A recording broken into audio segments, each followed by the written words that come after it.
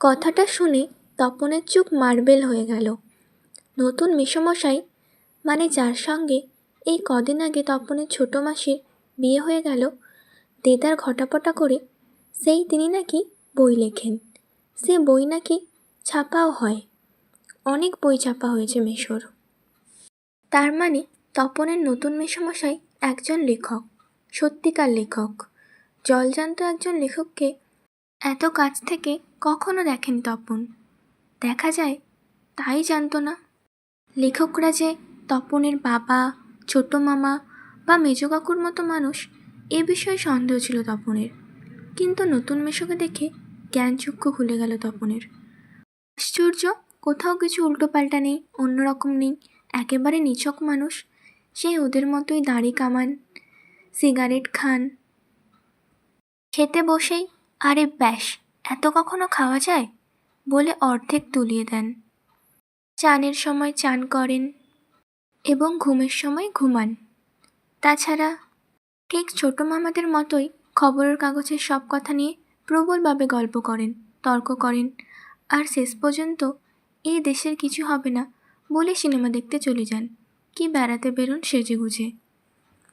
আমার বাড়িতে এই বিয়ে উপলক্ষে এসেছে তপন, আর ছুটি আছে বলেই রয়ে গেছে। ওদিকে মেসোরও নাকি গরমের ছুটি চলছে, তাই মেসো শ্বশুর বাড়িতে এসে রয়েছেন কদিন।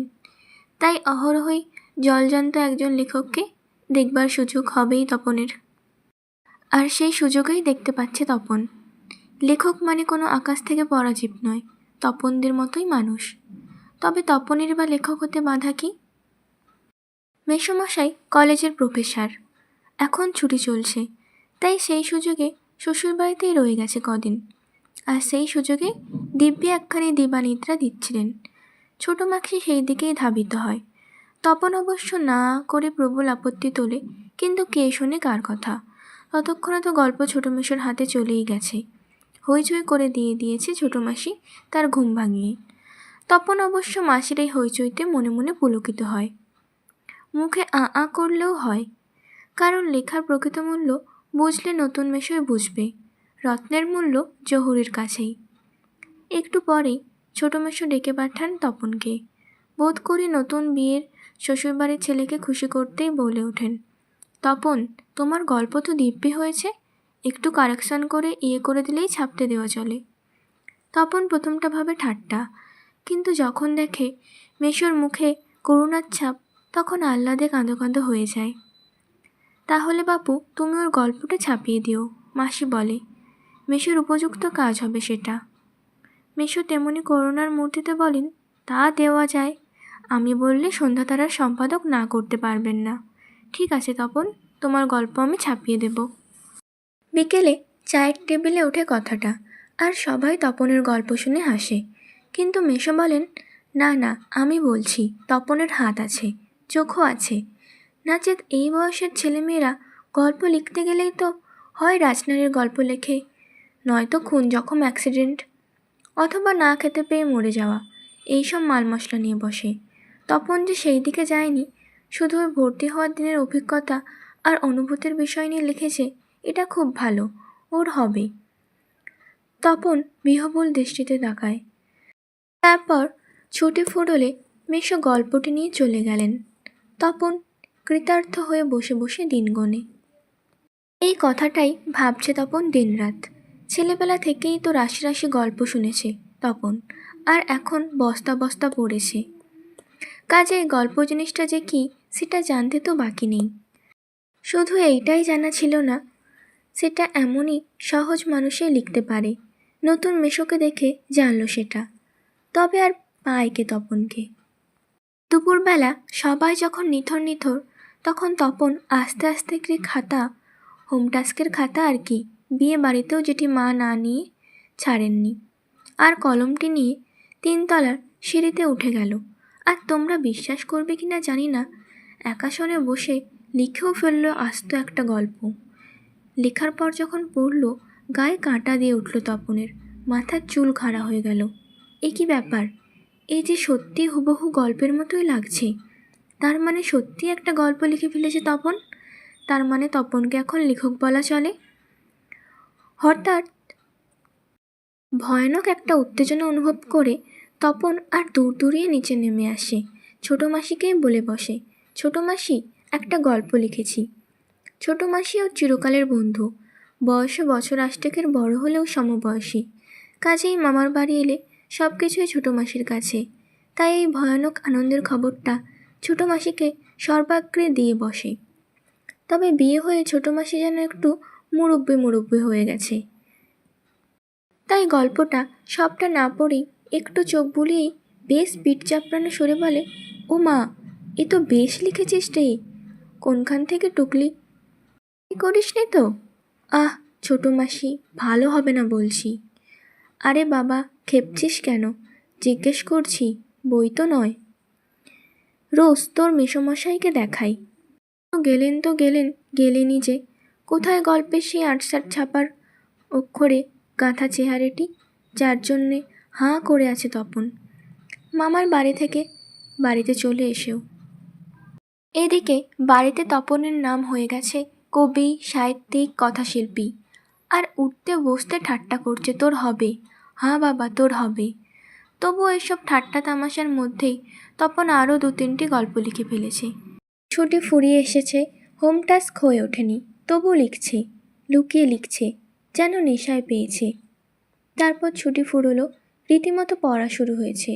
প্রথম গল্পটি সম্পর্কে একেবারে আশা ছাড়া হয়ে গেছে। বিষণ্ণ মন নিয়ে বসে আছে, এমন সময় ঘটনা ঘটল, সেই ঘটনা। ছোটো মাসি আর মেশো একদিন বেড়াতে এলো, হাতে এক সংখ্যা সন্ধ্যাতারা। কেন হেতু সন্ধ্যাতারা নিয়ে কেন? বুকে রক্ত ছলকে ওঠে তপনের। তবে কি সত্যিই তাই? সত্যি তপনের জীবনের সবচেয়ে সুখের দিনটি এলো আজ? কিন্তু তাই কি সম্ভব? সত্যিকার ছাপার অক্ষরে তপন কুমার রায়ের লেখা গল্প হাজার হাজার ছেলের হাতে হাতে ঘুরবে? পৃথিবীতে এমন অলৌকিক ঘটনাও ঘটে? তা ঘটেছে, সত্যিই ঘটেছে। সূচিপত্রেও নাম রয়েছে, প্রথম দিন, শ্রী তপন কুমার রায়। সারা বাড়িতে শোলগোল পড়ে যায়। তপনের লেখা গল্প পত্রিকায় ছাপা হয়েছে, ওর লেখক মেশো ছাপিয়ে দিয়েছে। পত্রিকাটি সকলের হাতে হাতে ঘোরে, সকলেই একবার করে চোখ বোলায় আর বলে, বারে চমৎকার লিখেছে তো। মেশো অবশ্য মৃদু মৃদু হাসেন, বলেন একটু আধটু কারেকশান করতে হয়েছে অবশ্য, নেহাত কাঁচা তো। মাসি বলে, তা হোক, নতুন নতুন অমন হয়। ক্রমশ ও কথাটাও ছড়িয়ে পড়ে ওই কারেকশানের কথা। বাবা বলেন, তাই, তা নইলে ফট করে একটা লিখলো আর ছাপা হলো। মেজো কাকু বলেন, তা ওরকম একটি লেখক মেশো থাকা মন্দ নয়, আমাদের থাকলে আমরাও চেষ্টা করে দেখতাম। ছোটো মাসি আত্মপ্রসাদের প্রসন্নতা নিয়ে বসে বসে ডিম ভাজা আর চা খায়, মেশো শুধু কফি। আজ আর অন্য কথা নেই, শুধু তপনের গল্পের কথা আর তপনের নতুন মেশোর মহত্বের কথা। উনি নিজে গিয়ে না দিলে কি আর সন্ধ্যাতারা সম্পাদক তপনের গল্প করে আঙুল দিয়ে ছুতো? তপন যেন কোথায় হারিয়ে যায় এইসব কথার মধ্যে। গল্প ছাপা হলে যে ভয়ঙ্কর আহ্লাদটা হবার কথা, সে আহ্লাদ খুঁজে পায় না। অনেকক্ষণ পরে মা বলেন, কই তুই নিজের মুখে একবার পড় তো তপন শুনি। বাবা, তোর পেটে পেটে এত? এতক্ষণে বইটা নিজের হাতে পায় তপন। মা বলেন, কই পড়, লজ্জা কি, পড়, সবাই শুনে। তপন লজ্জা ভেঙে পড়তে যায়, কেশে গলা পরিষ্কার করে। কিন্তু এ কি, এসব কি পড়ছে তপন? এ কার লেখা? এর প্রত্যেকটি লাইন তো নতুন আনকোরা, তপনের অপরিচিতি। এর মধ্যে তপন কোথা? তার মানে মেশো তপনের গল্পটিকে আগাগোড়াই কারেকশান করেছেন, অর্থাৎ নতুন করে লিখেছেন নিজের পাকা হাতে কলমে। তপন আর পড়তে পারে না, বোবার মতো বসে থাকে। তারপর ধমক খায়, কে রে, তোর যে দেখি পায়া ভারী হয়ে গেল, সবাই শুনতে চাইছে তবু পড়ছিস না, নাকি অত আহ্লাদে বাক্য হরে গেল? তপন গড়গড়িয়ে পড়ে যায়। তপনের মাথায় ঢোকে না সে কি পড়ছে, তবু ধন্যি ধন্যি পড়ে যায়।